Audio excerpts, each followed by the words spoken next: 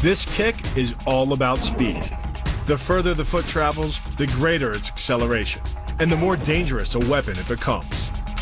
Powered by the muscles of the hip flexor and the quadriceps, by the time your foot reaches your opponent's throat, it's traveling nearly 40 miles per hour.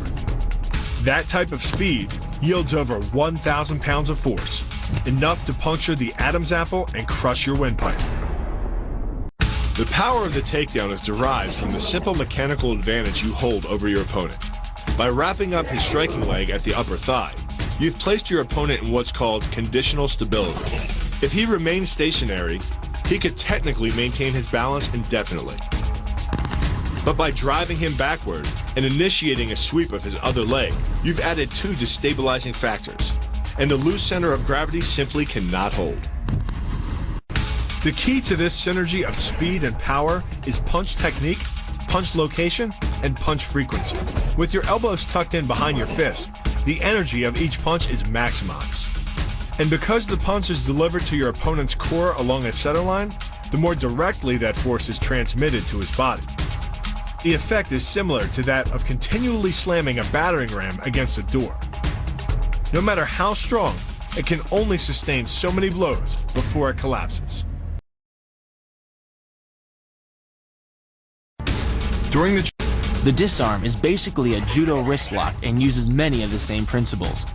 By pulling your attacker forward as you turn, he loses his balance, giving you control of his wrist. The barrel of the gun then becomes a lever, allowing you to take the gun. Because you are using the muscles of your torso, which can deliver up to 10 times more force than the muscles of the wrist, the disarm works against an opponent who is much stronger than you. Doing the 360 defense requires you keep your body in motion at all times, using your arms to defend different angles of attack. The key is keeping your arms at an oblique angle with your hands open and straight so that you don't take any blows straight on. Each is deflected down the angle of your forearm, which reduces its impact. Because you don't have time to cock your arm in a surprise attack, bursting's effectiveness doesn't come from the rotational power of the torso. Instead, it's driven by the legs, which hurl you forward into your opponent. Both the block and the strike land with 300 pounds of force, more than enough to collapse the windpipe or fracture the delicate bones of the face.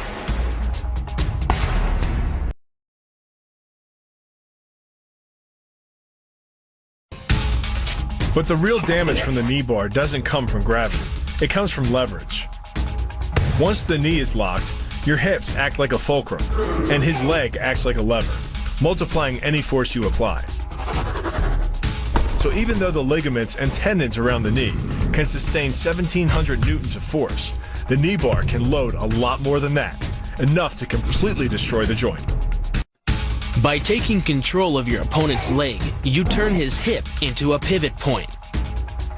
And there are two forces being imparted about the pivot point, one by the arm above and one by the sweep below. These forces act as a couple, resulting in your opponent's rotation that slams him right to the deck. And given the speed of rotation and the force of gravity, that impact could cause permanent injury. The key to the reap is to get your opponent's center of mass outside his stability zone.